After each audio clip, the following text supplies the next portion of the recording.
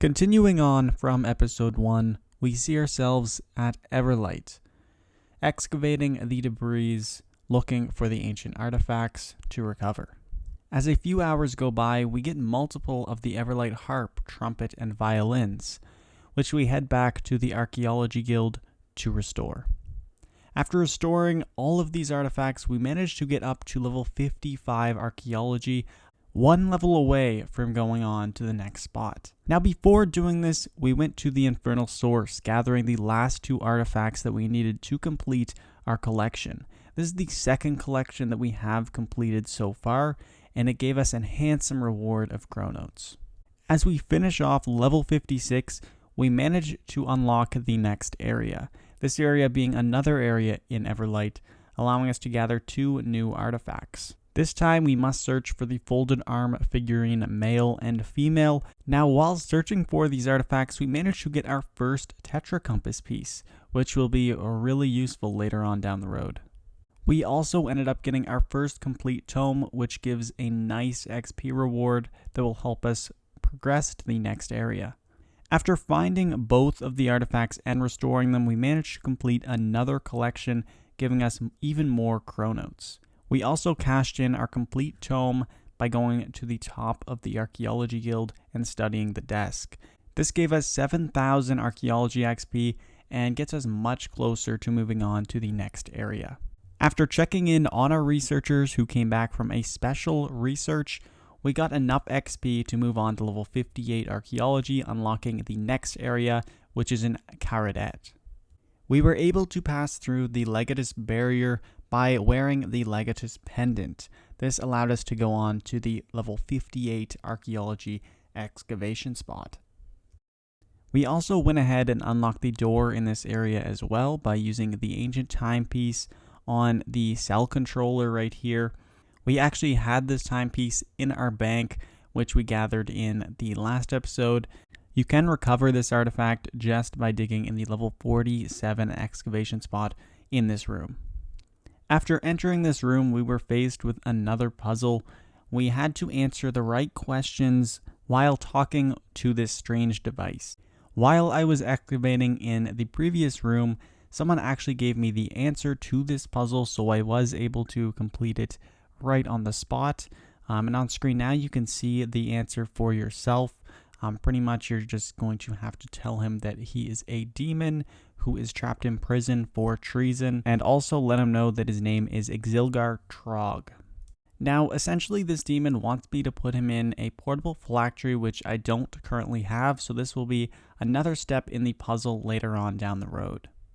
I did manage to clear the debris just down the passageways by using the Insight Fear spell scroll at this spot. I used this on a dial, which then got rid of the debris, allowing me to enter the next area. In this next area, I was faced with another puzzle. I decided not to go ahead and try to complete it since it does require over 100 archaeology to continue on from here, so I will be doing this puzzle later on. But it did seem pretty confusing. I did try to figure it out, but I don't really know what to do for this puzzle so far, so we are going to be completing this in a future episode. From here we went back to our excavation spot, and I managed to get 60 archaeology, unlocking the Dragon Matic. Unfortunately, I'm not going to be buying it since it is a little bit too expensive, so I am going to be using just the Smithable Matic for now. At level 61 archaeology, we headed back to Everlight looking for 3 more artifacts to complete the collection for the saradominist part 2. While we were doing this, however, we managed to get another buckler, which is going to be part of the mystery at Everlight. So we will be able to do that shortly. I believe you do need 3 of these bucklers to actually go ahead and do the mystery, so we are going to wait till we get that 3rd one. Also, while going through my bank, I decided to get rid of some more artifacts, so we are going to finish this collection here in Falador, so we get a relic component, which we will be able to use later on.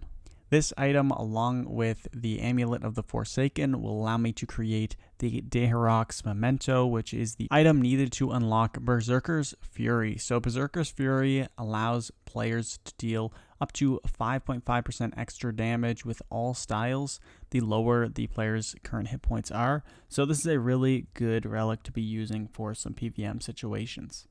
After spending quite some time at the excavation site in Everlight, we managed to get level 65 archaeology by restoring all of our artifacts. So this allows us to go to the next excavation spot in the Infernal Source, and we are also going to be completing the Infernal Source mysteries, which I did make a guide to recently. So if you guys do want to see how I completed all of these mysteries, definitely check out that guide. It is a complete guide to the Infernal Source mysteries, and I'll link it in the description down below. Before we went ahead and did the mysteries, I wanted to get 68 archaeology, and this is the requirement to actually complete these mysteries. And once you do complete them, you get ancient summoning, which is going to be really cool, and I will show you guys that later. And so in order to prepare for these mysteries, I had to get a few things. I had to complete a few quests, and I also had to buy a shiny cow. This was probably the biggest requirement for this, so there goes 32 mil. However, coming Monday, they will be changing this, so you can either use a shiny cow or a vanilla, chocolate, and strawberry cow. So now that I have all of the requirements, I went and completed these mysteries. So I have all the items in my inventory right now. I just need to go up to all of the gargoyles and interact with them. Then I just use the item on them. And that is pretty much it. You'll just complete the mysteries one by one, going through each of the 12 gargoyles.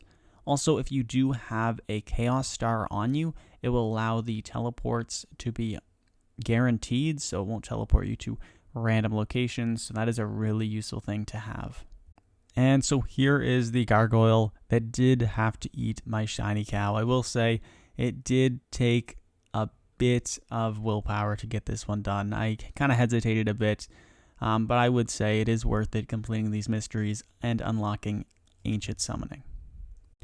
So there we go. That is the last gargoyle, and we have completed Contract Claw. We are going to go ahead and complete Dagon Buy now so we can unlock ancient summoning.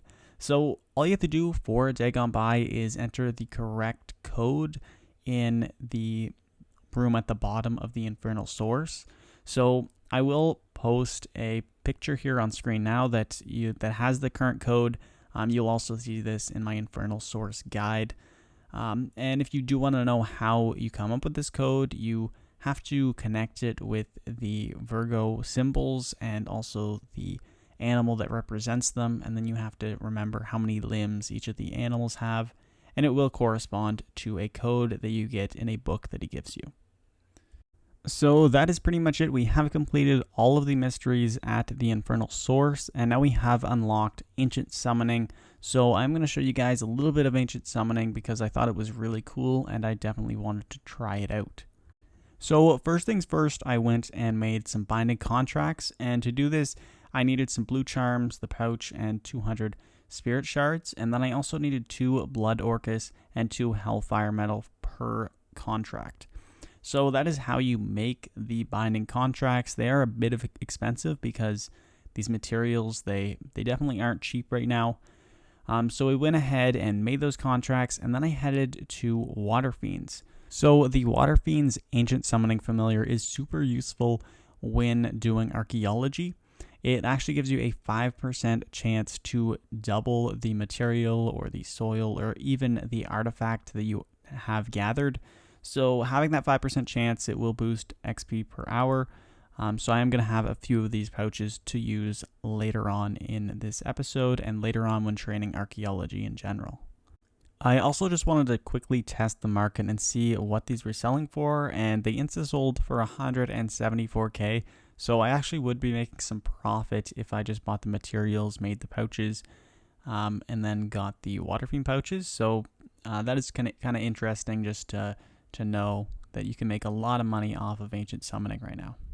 So next, I decided to finish off the last 2 levels so we can go on to our next excavation site, the next dig site actually. So we got 69 archaeology there, and then I also restored some of the artifacts so that we would get to 70 archaeology, and this has unlocked the new dig site, which is for the Armadillo faction, so we are going to head there and check that out. So here we are at the brand new dig site. It doesn't look like we are going to be going through the portal just yet. We are going to stick to excavating outside for now. There are 3 more artifacts that we do need to uncover and restore, so we're going to go ahead and do that. Also, I decided to go over to the Armadillo faction in the God Wars dungeon and just get a few more materials. That way I'll be able to use these to restore all of the artifacts that I am gathering. I don't like to spend money on these materials. I have been just gathering them myself just to save a bit of money. So I do kind of like it as well, just checking out all the material caches around. And so finally, we have hit level 72 archaeology. This unlocks our next excavation site. Although this is going to be the end of episode 2, so we are going to move on to this one in the next episode. There is going to be a lot of new content coming in these next few episodes. I'm going to unlock the Warforge and also enter the Armadillian dig site. So that's going to be really exciting. I also have some Tetra Compass pieces that I will be using in next episode. So hopefully we get something good out of that. Also, I just want to briefly talk about the package that Jagex kindly sent me.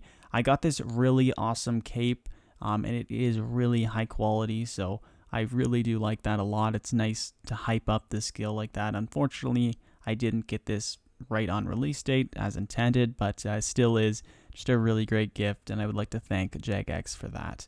I also got this pretty cool monolith right here. And it had a USB inside with some pretty cool pictures just showing the development of archaeology through the past few years. So that was really cool just to see that they have been thinking about this for a year or two and just developing it. It really shows that they have put a lot of work into the skill and just a lot of thought in general. I really like how it just ties into all the lore and all that. I really do think it is just an amazing skill, and I know there's going to be so much more that we don't know yet that just is going to be amazing just to figure all this stuff out. So far, the mysteries, they have been really fun to figure out just as a community, and I just really do love that about the skill the most. Anyway, guys, that is it for this video. I'm just going to let all the clips that they sent me just roll through, so if you guys do want to check that out, just stay and watch those. But anyway, I really hope you guys did enjoy the video. I'll see you in the next one. Peace.